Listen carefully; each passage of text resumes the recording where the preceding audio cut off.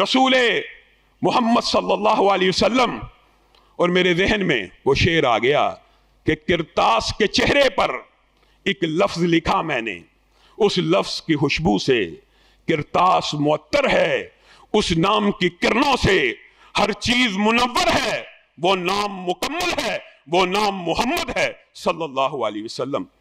ये सिर्फ मुसलमानों के लिए रहमतुल लिल आलमीन नहीं है, एक यहूदी बच्चा, ये बच्चों के लिए भी रहमतुल लिल आलमीन है। एक यहूदी बच्चा आपकी खिदमत किया करता था, बीमार हो गया, रसूलुल्लाह सल्लल्लाहु अलैहि वसल्लम उसकी तीमारदारी के लिए चले गए। उसका बाप पास ही खड़ा है, बच्चे को जोर दे रहे हैं, बेटा ला इलाहा इल्लल्लाह का कलमा पढ़ लो। ये है वो रहमतुल लिल आलमीनियत का, और ये है वो रहमत कि कोई यहूदी भी है तो आग से बच जाए, कोई गैर मुस्लिम भी है तो आग से बच जाए। बेटा ला इलाहा इल्लल्लाह पढ़ ले, ला इलाहा इल्लल्लाह पढ़ ले, मेरे नबी होने का इकरार कर ले। पता नहीं वो क्या लम्हा था, बाप ने भी इस बात में सर हिला दिया और कहा जो मोहम्मद सल्लल्लाहु अलैहि वसल्लम अबुल कासिम कहते हैं इनकी बात मान लो। उस बच्चे ने कलमा पढ़ा, रसूलुल्लाह सल्लल्लाहु अलैहि वसल्लम का चेहरा खुशी से टमटमा उठा और तेजी से बाहर निकले और कहने लगे अल्लाह तेरा शुक्र है तूने इस बच्चे को जहन्नुम की आग से महफूज कर लिया। मेरे भाइयों, आज हमने गैर मुस्लिम तो छोड़िए, गैर मसलक के ऊपर भी हमदर्दी का जो तमाम के तमाम जज्बात मफकूद हो गए।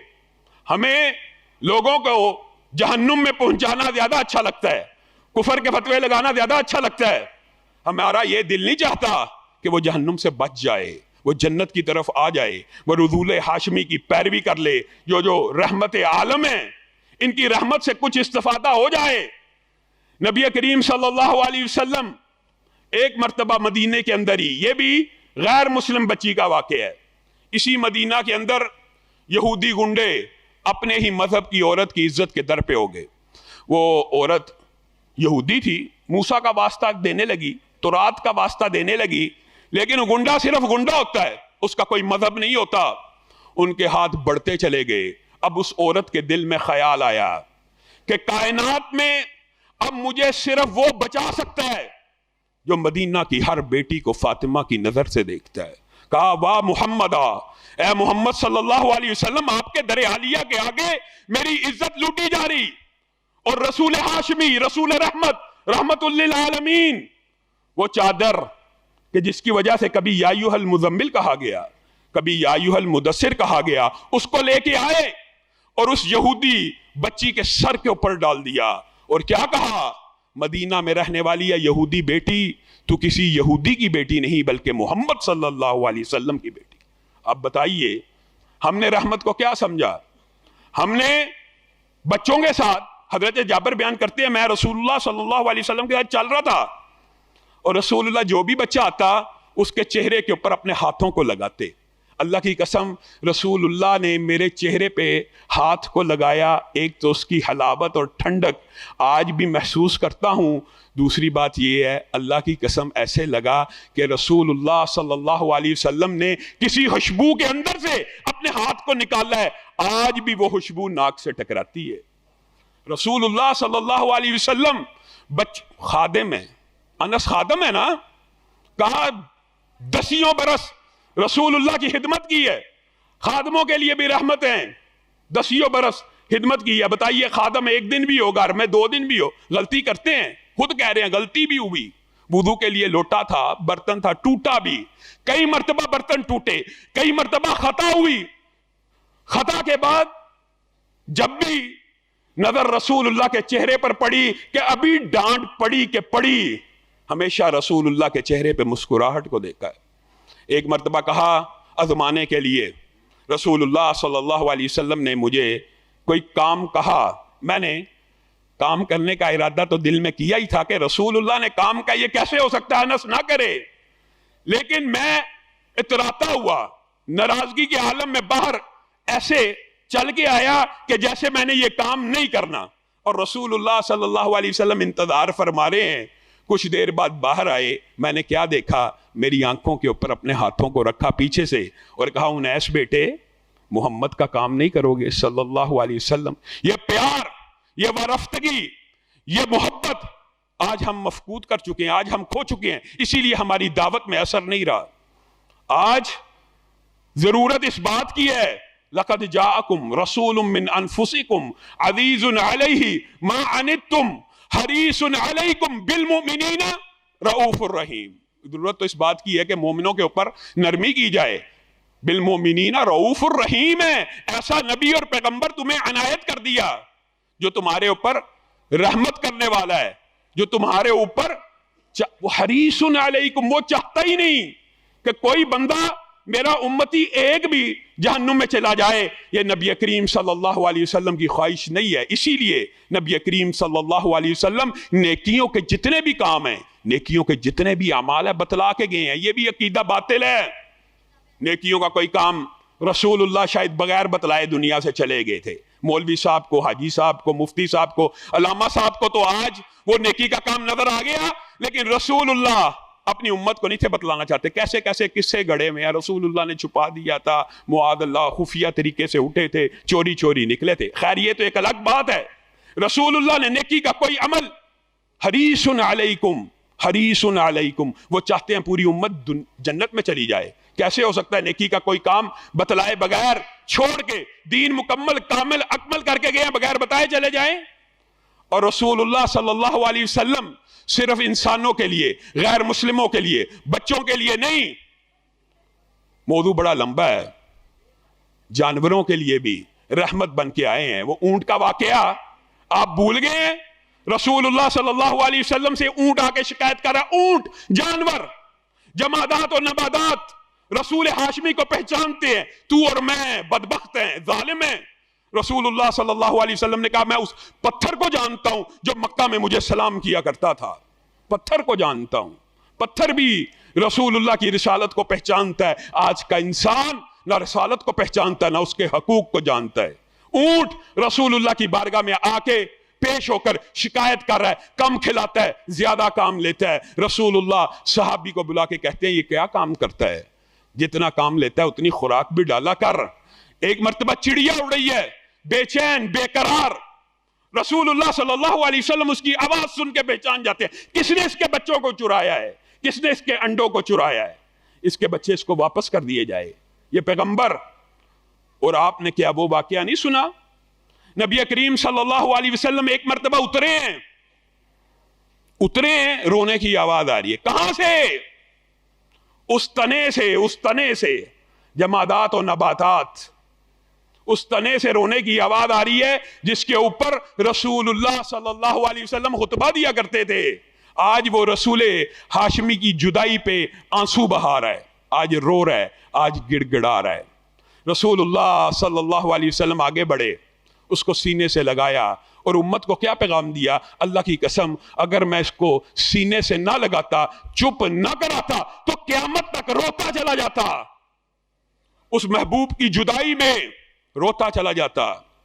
آج میں اور آپ اس محبوب کی حدیث بھی سنتے ہیں، گفتگو بھی سنتے ہیں، عقیدہ بھی یہ ہے کہ ذات سب سے اعلیٰ ہے، عقیدہ بھی یہ ہے صفات سب سے اعلیٰ ہے، لیکن بات اعلیٰ نہیں ہے۔ آج ہم نے یہ کیا عقیدہ بنا لیا؟ ذات تو رسول اللہ کی اعلیٰ ہے، بات میرے مولوی کی اعلیٰ ہے، ذات تو رسول اللہ کی اعلیٰ، بات میرے علامہ کی اعلیٰ ہے، ذات تو رسول اللہ کی اعلیٰ لیکن بات میں کسی اور مفتی کی مانوں گا۔ عقیدہ یہ بھی ہونا چاہیے کہ جہاں پہ رحمت للعالمین کا ہم سمجھ رہے ہیں کہ ہم نے ان جیسا بننا ہے، وہاں پہ یہ بھی سمجھنا ہے کہ رسول ہاشمی کی ہر بات کو منوان قبول کرنا ہے۔ اپنے بڑوں کے لیے، والدین کے لیے وہ کیسا معاشرہ تھا؟ رسول اللہ صلی اللہ علیہ وسلم نے ایسی ضرب کاری لگائی، ابھی بچے ہیں 6 سال کے بچے ہیں، ماں جدا ہو چکی ہے، قبر کی طرف بھاگ رہے ہیں، جدا ہونے کو دل نہیں چاہ رہا، بعد ازاں ابا کے مقام پہ پہنچے ہیں، ماں کی وہ رفاقتیں اور محبتیں یاد کر کے زارو کتار روئے ہیں۔ ماں حلیمہ بھی آئی ہیں، ان کا بھی استقبال کیا ہے۔ ایک مرتبہ ایک جنگ میں آپ کے علم میں شیمہ بھی آئی ہیں، آپ کی بہن بھی آئی ہیں۔ رسول اللہ صلی اللہ علیہ وسلم نے ان رشتوں کو کیسا رحمت سے تبدیل کیا۔ وہ رشتے جو آر سمجھے جاتے تھے، وہ رشتے جن کے اوپر غیرت کھائی جاتی تھی، رضائی ماں کا بھی اکرام کیا، اصل ماں کی قبر پہ زارو کتار روئے۔ آج بہن شیما بھی آئی ہیں، قبیلے والے پریشان ہو گیا، کیا آپ واقعی ہمارے نبی کی بہن ہیں؟ جی ہاں، آپ کے نبی کی بہن ہوں۔ نبی کے پاس لایا گیا، نبی نے بھی پوچھ لیا، شیما کیا واقعی تو میری بہن ہے؟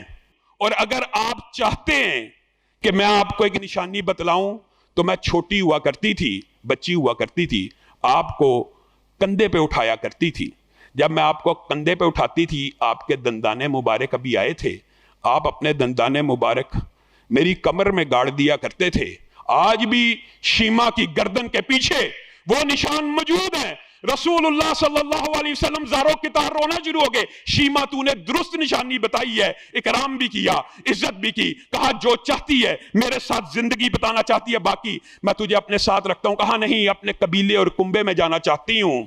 وہ ماں باپ جن کے لیے اس معاشرے میں ادب اور احترام تو کم تھا، اگرچہ عرب کے اندر باپ کا احترام شروع سے موجود تھا، لیکن عورت ہی کو حقیر سمجھا جاتا تھا، وہاں پہ رسول ہاشمی صلی اللہ علیہ وسلم نے ماؤں کے لیے ایسی رحمتوں کا انتظام کیا اور اعلان کیا۔ آپ سب جانتے ہیں 3 مرتبہ ماں پھر باپ کا نام لیا، لیکن اس سے مطلب یہ نہیں ہے کہ باپ بھی جنت میں جانے کا ذریعہ نہیں ہے، باپ بھی جنت کا دروازہ ہے۔ نبی کریم صلی اللہ علیہ وسلم نے کہا باپ جنت کا درمیانہ دروازہ ہے، اور صحابی کو کہہ دیا، لمبا چوڑا واقعہ آپ نے سنا ہوگا، شکایت لے کے آ رہے ہیں کہ میرا باپ میرے سے ساری چیزیں لے لیتا ہے، بغیر پوچھے خرچہ نکال لیتا ہے، تو اور تیرا سارا مال، تو اور تیرا سارا مال، تو اور تیرا سارا مال تیرے باپ کا ہے تیری۔ اور ایک مرتبہ مشہور واقعہ تمہیں پتہ ہے اس عورت کا کیا بنا، اس بوڑھی عورت اور اس کی بیٹی کا کیا